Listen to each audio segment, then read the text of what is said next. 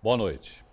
Funcionários terceirizados que prestam serviços a creches e centros de convivência ligados à Prefeitura de São Vicente realizaram um protesto hoje à tarde na Câmara.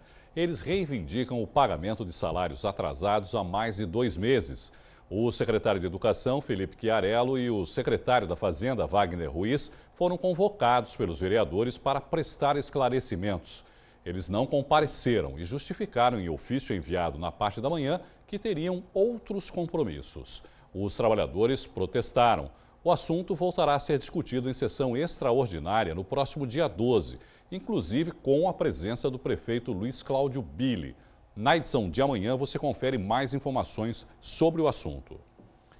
Na semana em que estelionatários foram presos em Santos pela falsa venda de mercadorias apreendidas no porto, outros 2 homens foram presos pelo mesmo crime. Mas, dessa vez, o modo de agir foi diferente. Eles usavam documentos falsos para abrir contas em bancos. O nome dele é José Roberto Costa Menezes, mas com um RG falso ele se passava por José Adilson Santos de Oliveira para abrir contas em bancos. Josinaldo Alves dos Santos tentava praticar o mesmo crime ontem em São Vicente e também foi preso. Já tinham conseguido realizar efetivamente a abertura da conta, angariado alguns créditos junto à instituição financeira e, por isso, responderão, além do uso do documento falso, surpreendidas que foram portando esses documentos, pelo crime de estelionato, na medida em que obtiveram fraudulentamente recursos financeiros da instituição. A Polícia Civil investiga esses casos de uma maneira mais precisa, no sentido de exatamente identificar se existe ligação entre eles ou mesmo se outras pessoas aí que intentam uma pretensa quadrilha que age na região vêm utilizando esse sistema para angariar recursos financeiros. E agentes da mesma Delegacia de Investigações Gerais de Santos atenderam denúncias sobre tráfico em Guarujá. Eles apreenderam grande quantidade de drogas e prenderam um homem. A ação aconteceu no Beco da Capela, no bairro Perequê, em Guarujá. Adriano Oliveira Salles, de 31 anos, já tinha passagens por tráfico. Ele foi encontrado em um barraco que usava para guardar as drogas. Os policiais encontraram cerca de 3.500 pinos de cocaína, 5 quilos de maconha, 2 garrafas de lança-perfume, conhecido como loló, e 3 carregadores de pistola. A polícia quer descobrir se outras pessoas estão envolvidas. Existia já informação de que um local identificado pelos policiais serviria como um imóvel utilizado por traficantes para armazenar grandes quantidades de droga. Os policiais, lastreados já em investigações pretéritas, identificaram o local, para lá se dirigiram e surpreenderam uma pessoa que foi presa e autuada em flagrante por conta da apreensão e, baseado nas informações lá colhidas, as investigações prosseguem no intuito de identificar todos aqueles que de alguma forma têm participação na venda de drogas naquele bairro. Os acusados das 2 ocorrências foram encaminhados ao CDP de São Vicente. E ainda em Guarujá, uma força-tarefa realizada pela Prefeitura apreendeu mais de 5.000 produtos falsificados em um bar em Vicente de Carvalho. A ação foi realizada na noite de ontem na Avenida Santos Dumont, após várias reclamações de perturbação de sossego e som alto. Foram apreendidos 5.725 mídias, 4 computadores e uma impressora de alta resolução. Ninguém foi preso. Foi inaugurado em Santos o primeiro núcleo especial criminal da Baixada Santista. O objetivo é resolver os conflitos de menor gravidade com maior rapidez.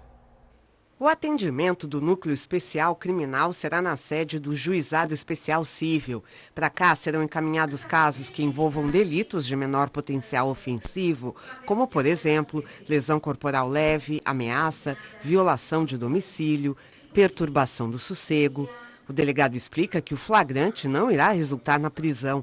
Um juiz tentará um acordo com as partes envolvidas. O acusado ainda poderá ser liberado, se comprometendo a comparecer em audiência futura. Qual a média no estado de acordos de sucesso desse projeto? Então, a pesquisa saiu agora do primeiro semestre e deu 89% de acordos. Então isso é uma margem excelente, né? Santos será a primeira cidade da Baixada Santista a ter um NECRIM. No estado já são 36. O núcleo tem dado maior agilidade na resolução dos conflitos e desafogado o sistema judiciário. São quase 3.000 processos por ano que o judiciário vai, vamos dizer assim, não vão precisar atuar o judiciário nesses processos. A delegada Edna Pacheco será responsável pelo NECRIM na cidade. O núcleo vai funcionar por meio de uma parceria com uma universidade da região.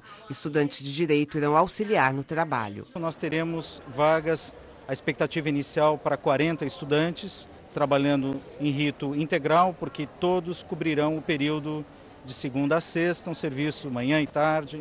Portanto, uma cobertura bastante significativa.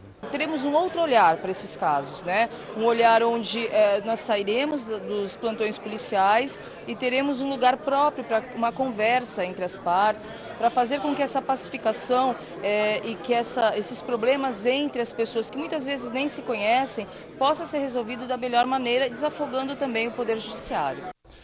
Santos é a cidade com as melhores notas no Enem na Baixada Santista em 2014. O levantamento foi apresentado hoje pelo INEP, Instituto Nacional de Estudos e Pesquisas. A cidade teve 4 escolas entre as 5 primeiras da região. Um colégio de Peruíbe completa o top 5, todas instituições privadas de ensino.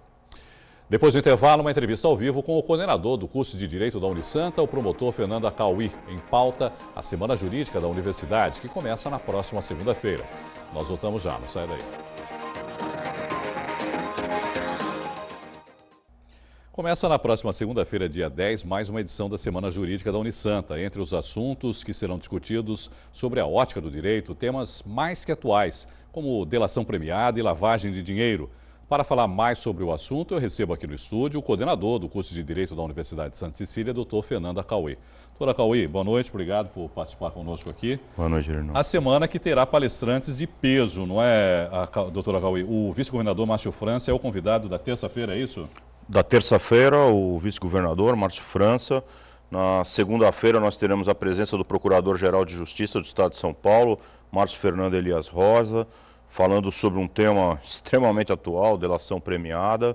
E na quarta-feira nós teremos o desembargador Neves Amorim, coordenador do Núcleo de Mediação do Tribunal de Justiça, para falar justamente sobre mediação de conflitos, mediação e solução extrajudicial de conflitos, que é um tema bastante da moda. Depois, na quinta-feira, pela manhã, nós teremos uma promotora de justiça, assessora da Procuradoria-Geral de Justiça, Milene Comployer, falando sobre crime de lavagem de dinheiro, que é justamente o que está sendo muito debatido nessa operação. O tema do momento. O tema do momento. Na Lava Jato, o que mais tem segurado os envolvidos na cadeia é o crime de lavagem de dinheiro, né? Muito mais do que alguns crimes que chocam a população, mas que têm umas penas um tanto quanto leves, né? Penas já um tanto quanto defasadas para o tipo de crime que vem sendo desenvolvido atualmente.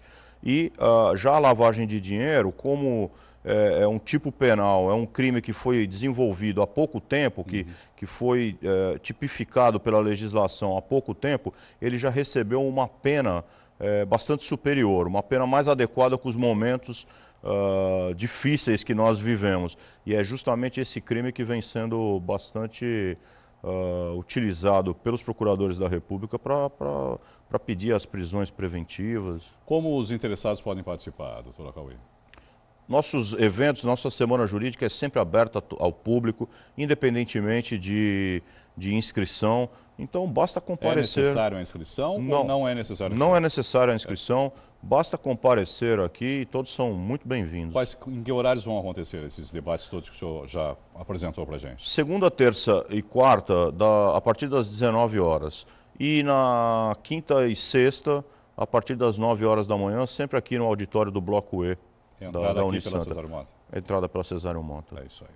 Bom, eu não posso perder a oportunidade da sua presença aqui, doutor Acauí, para falar do excelente resultado na renovação do reconhecimento do curso de Direito feita pelo MEC. Recentemente, a Unisanta teve nota máxima, não é, doutor Acauí? De fato, esse é um resultado que nos deixou muito felizes. fruto de um trabalho de longo prazo que vem sendo desenvolvido na Faculdade de Direito da Unisanta, um planejamento muito bem desenvolvido, capitaneado pelo nosso diretor Norberto Moreira da Silva, e sempre com um apoio irrestrito da nossa reitora Silvia Ângeli, de toda a família Teixeira, e que agora começa a dar os resultados, né? A gente vem com excelentes resultados em vários aspectos, aprovação nos exames de ordem, em concursos públicos, em concursos até para estagiários, nossos alunos sempre sendo muito bem valorizados pelas empresas, pelos escritórios de advocacia. Quais são os principais itens avaliados pelo MEC nesses casos? Eles avaliam 3 dimensões principais: corpo docente, infraestrutura e projeto pedagógico. E o resultado mostra, né, que nessas 3 dimensões, porque é impossível tirar uma nota 5 quando uma das dimensões esteja capenga, nas 3 dimensões avaliadas pelo MEC, a Unisanta realmente mostrou excelência. Há que se destacar aí o trabalho do Juizado Especial Civil, né, doutor Roy? São mais de 6 mil atendimentos prestados. Isso. Nós temos 3 equipamentos que são extremamente importantes e que mostram a responsabilidade social da Unisanta. Nós temos esse convênio, e foi o primeiro da Baixada Santista desde o ano de 2000, com o Tribunal de Justiça, desenvolvido aqui no Juizado Especial Civil. Que nós estamos vendo, inclusive, algumas imagens ali, não é? Perfeitamente, isso. E muito bem capitaneado pelo juiz de direito e nosso professor Guilherme de Macedo Soares, né, que faz um trabalho excepcional lá, com milhares de atendimentos ao ano, né, e que coloca à disposição esse equipamento para a comunidade. Que tipo de atendimento é feito lá? Quer dizer, são processos que as pessoas podem trazer? Qual é o serviço efetivamente prestado para a comunidade? Exatamente, são reclamações, eu diria que a imensa maioria na área do direito do consumidor. São questões relativas a problemas com operadoras de telefonia, com prestadoras de serviço múltiplo de energia elétrica, enfim, de água. Então, a maior parte das causas realmente dizem respeito às relações de consumo. E são causas que se enquadram dentro daquilo que se denomina de pequenas causas, né, até um certo valor, até um valor máximo, né, de 40 salários mínimos, que é o teto lá do juizado especial. Mas também hoje a Unisanta tem, né, um anexo desse juizado no Concais. No terminal marítimo. No terminal marítimo. É interessantíssimo porque não se tem notícia de que exista... É o primeiro, né, doutor? É isso eu ia perguntar para o senhor. Do Brasil, com certeza. Acho que é a primeira experiência nesse sentido, né? Do Brasil, com certeza. E quiçá do mundo, porque não há notícia de que haja um equipamento dessa natureza num terminal marítimo para atendimento imediato de diversas questões que aparecem ali naquele embarque. Sempre lembrando que aqui pelo terminal de Santos, nós temos na temporada de cruzeiros mais de 1 milhão de pessoas passando por aquele local. Então, é significativo o número de pessoas que estão sendo abrangidas por esse serviço. Obviamente que, graças a Deus, nem todas elas, aliás, o número comparativo com 1 milhão é reduzido, ainda bem, mas isso já seria o suficiente para causar muitos problemas se a pessoa não tivesse um atendimento especializado naquele momento, naquele local. No caso do Juizado Especial Civil, que a gente estava falando agora há pouco, o atendimento é gratuito também, doutor Roy? Não, então, o atendimento ele é gratuito, ele é feito a triagem, inclusive, por alunos da Unisanta que fazem estágio nesse local. Agora, acima de 20 salários mínimos, o atendido ele precisa ter a presença de um advogado. Né? Ou então procurar uma advocacia pública. Que, aliás, eu já até aproveito para falar desse último equipamento que nós também temos na Unisanta, extremamente importante, que é o nosso escritório de assistência jurídica, o EAJude, né, que funciona aqui na Rua Oswaldo Cruz, né, na frente da nossa chancelaria, e que também faz milhares de atendimentos por ano, com participação de advogados da Unisanta, e com a participação dos nossos alunos para atendimento na área de direito de família. E essas pessoas podem procurar diretamente? Precisa de algum tipo de agendamento também para esse atendimento? Não, ele pode procurar diretamente. Se for necessário, sim, feito aí é encaminhado, feito todo o encaminhamento. Só para a gente ressaltar então, para as pessoas que quiserem participar, doutora Cauês, a Semana Jurídica da Unisanta começa a partir de segunda-feira, repetindo aí os horários para as pessoas que quiserem e se interessarem em acompanhar, que me parece bastante interessante, não é? Os temas são extremamente relevantes. Então, na segunda-feira, a delação premiada com o Procurador-Geral de Justiça do Estado de São Paulo, a partir das 19 horas. Depois, na terça, o nosso vice-governador, Márcio França, falando sobre o tema de reforma política. Também é um tema bastante interessante que está sendo discutido no Congresso Nacional, a partir também das 19h30. Na terça-feira, sobre mediação, o desembargador Neves Amorim, coordenador do Núcleo de Mediação de Solução de Conflitos Extrajudiciais do TJ, também às 19h30. Depois, na quinta-feira, crime de lavagem de dinheiro, a promotora de justiça Milene Comployer, às 9 horas da manhã. E depois encerramos na sexta-feira, às 9 horas da manhã, com a palestra Talentos Unisanta, a experiência de ex-alunos nas carreiras jurídicas. Nós traremos 5 ex-alunos que estão posicionados nas mais conhecidas carreiras jurídicas que nós temos, né? O Ministério Público, Magistratura, Delegado de Polícia, Advocacia e Advocacia Pública. Vem uma ex-aluna nossa, defensora pública, também falar um pouco da experiência deles na Unisanta, como puderam galgar essas posições, qual foi, né, o caminho trilhado, e isso é muito importante para os nossos alunos, para a comunidade e até para alunos com certeza. De outras localidades. Doutor Fernando Acauê, muito obrigado. Só repetindo então, o endereço é Cesário Mota, número 8, no quarto andar, aqui no auditório do quarto andar. Perfeitamente, isso mesmo. Parabéns aí pela renovação do MEC, né, para o curso de Direito. Muito obrigado. Doutor Norberto também está de parabéns. Muito obrigado. E que a Semana Jurídica seja um grande sucesso. E obrigado pela entrevista aqui no Caderno Regional. Uma boa noite para o senhor. Nós agradecemos. Muito obrigado, Irã. Depois do intervalo, as notícias dos times da região que entram em campo neste final de semana. Destaque para o Santos, que pode estrear um novo camisa 7 contra o Coritiba. Nós voltamos já.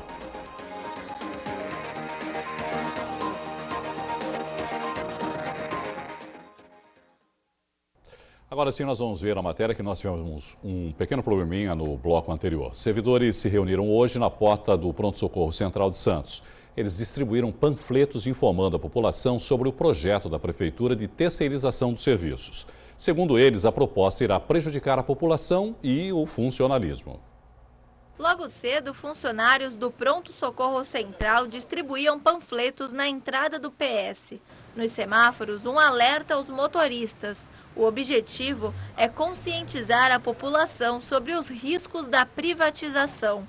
A empresa privada, ela vem sempre boazinha no início, depois ela começa a aumentar os valores dos contratos. O atendimento, que no início é bonitinho para eliminar críticas, depois passa a ser um atendimento ruim, pior do que o serviço público hoje, desequipado por culpa dos próprios prefeitos. E aí a população que já paga uma fortuna de impostos, tem esses impostos todos carreados por uma empresa que vai embora e os serviços ficam à míngua. A Fundação do ABC já foi anunciada como a organização social que será a próxima administradora do Pronto-Socorro Central, que funcionará em um novo endereço na rua Joaquim Távora. Segundo a administração municipal, a mudança ocorrerá nos próximos meses, assim que a unidade terminar de ser equipada. Todos os servidores de um local onde entra uma OS, eles são deslocados. Alguns ficam porque a OS quer dizer que trabalha em parceria com o serviço público e depois esse servidor é colocado para fora do mesmo jeito. Isso é o menor dos prejuízos, é o deslocamento dos servidores. Depois vem um prejuízo maior, que é a quebra do nosso Instituto de Previdência, que paga as aposentadorias de todos os servidores, e do nosso plano de saúde, que é a CAPEP. Com a não entrada de servidores novos nessas unidades terceirizadas, não tem gente para bancar as aposentadorias e o sistema de saúde que a gente utiliza hoje, que evita, inclusive, que os servidores lotem mais ainda os pronto-socorros desequipados pela Prefeitura, como já estão hoje. Os servidores municipais lutam ainda contra o decreto que irá institucionalizar o banco de horas no serviço público. Eu vou lá pagar minha conta de luz e vou levar minhas horas, né? Eu vou pagar o supermercado e vou levar as horas? Nenhum trabalhador, né, merece isso. As equipes, né, do serviço público, elas já estão fustigadas, né, elas já estão sobrecarregadas e já está com banco de horas é uma relação que o servidor público não gostaria de entrar nisso. Segundo a Prefeitura, os servidores terão seus direitos garantidos e novos concursos públicos no setor da saúde serão abertos ainda este ano. A metodologia de contrato de gestão permite, sim, a participação de servidores públicos nos equipamentos que estão aí sendo publicizados ou compartilhados com as entidades do terceiro setor. Como é que se dá isso? A Prefeitura cede o servidor, cede o seu funcionário para a entidade poder contar com a sua força de trabalho. E o que o servidor perde com isso? Nada, rigorosamente nada. Ele continua tendo seus mesmos salários, seus mesmos proventos, os mesmos salários prefeitos de aposentadoria, enfim. Sobre a situação do banco de horas, o secretário explica que era um problema interno e a Prefeitura já havia se posicionado perante a categoria. Nós temos um gasto muito excessivo de horas extras. Nós precisamos, de alguma forma, normatizar isso. Então, não podemos, é claro, prejudicar os nossos servidores que já colaboram e colaboram muito, justamente fazendo, muitas vezes, horas extras, e também, e principalmente, prejudicar o serviço à população. Então, é uma forma de equilibrar isso. E aí, as chefias imediatas, elas têm condição de fazer uma planilha de escala em que promova a substituição através do banco de horas num determinado período. O Santos enfrenta o Coritiba sábado às 9 da noite na Vila Belmiro. O atacante Leandro, contratado por empréstimo junto ao Palmeiras, pode estrear. Você sente que essa oportunidade é realmente de recomeço? Você tem que mostrar mais uma vez o seu valor agora aqui no Santos Futebol Clube? Sem dúvida. Futebol, você não pode se acomodar por uma temporada que você faz boa, né? Você tem que estar sempre provando, mostrando o seu potencial. No ano de 2013 fiz uma excelente temporada, que inclusive me levou à seleção brasileira. E como você comentou, eu acho que essa é uma nova oportunidade para eu mostrar novamente meu valor. Vinha sendo muito criticado, muito contestado também, mas eu sei do meu potencial, sei do meu valor. E estou bastante feliz nesse novo momento. E, se Deus quiser, vai dar tudo certo e eu vou poder voltar a jogar bem, poder ajudar o Santos aí. Eu via muito pessoas falando que eu não estava jogando com vontade. Acho que essa parte da crítica, do meu ponto de vista, é injusta. Ninguém entra dentro de campo sem vontade, todo mundo entra querendo vencer. A questão da lesão, sem dúvida, atrapalhou bastante. Foi constatada a lesão em novembro de 2014. Foi conversado com o departamento médico. Eles decidiram para eu não operar. Só que quando eu voltei em janeiro deste ano, fiz outro exame. E eles decidiram, então, operar. Eu acho que eu perdi 2 meses aí, que eu poderia ter operado, ter voltado o ano bem já, treinando com o grupo. Mas faz parte, também serve de aprendizado. Graças a Deus já estou recuperado, estou bem. E espero poder corresponder aí no Santos. Para falar mais sobre o Santos, eu converso agora com o editor do Santa Portal, Juan Reol. Juan, juntar 3 em 1 aqui para você responder, tá bom? O Santos é 15º colocado com 17 pontos, o Coritiba lanterna com 12. Qual a sua expectativa em relação a essa partida? Existe a possibilidade dessa nova contratação, Leandro, estrear, sim ou não? Você gostou da contratação? Sim ou não? E se existe alguma modificação para o time também para essa partida? Boa noite. Boa noite, Irineu. Boa noite, amigos do Caderno Regional. A expectativa boa para a partida. O Santos joga em casa contra o Coritiba, último da tabela. O Santos vem demonstrando, tá bem, principalmente no setor ofensivo. Eu acho que vai conseguir um bom resultado, vai aproveitar bem isso, Virinho. A respeito do Leandro, que ele jogue com mais entusiasmo do que ele demonstrou na entrevista coletiva, né? Verdade. Quase que a gente dormiu aqui. Mas ele é um bom jogador, é jovem, Virinho. Eu tenho certeza que ele tem chances de dar muito certo no Santos. O Santos tem a cláusula para contratá-lo definitivamente no fim desse contrato. Se ele for bem, então acredito que ele vai ficar. O Santos pode até fazer um dinheiro futuro com ele. Ele tem chance sim de estrear, Irineu, até treinou no lugar do Giovânio, e pode aí dar uma sugestão, né? Fica uma sugestão até para o Dorival, como a gente gostou muito quando entrou o Marquinhos Gabriel contra o Flamengo, que ele coloque o Giovânio nessa posição, deixa o Paulo Ricardo treinando mais um pouco ali na base. Na reserva, jogue com o Giovânio, fortalece o meio de campo com o Renato mais recuado, o Lucas Lima e Giovânio, e deixa na frente o Leandro, o Gabigol e o Ricardo Oliveira.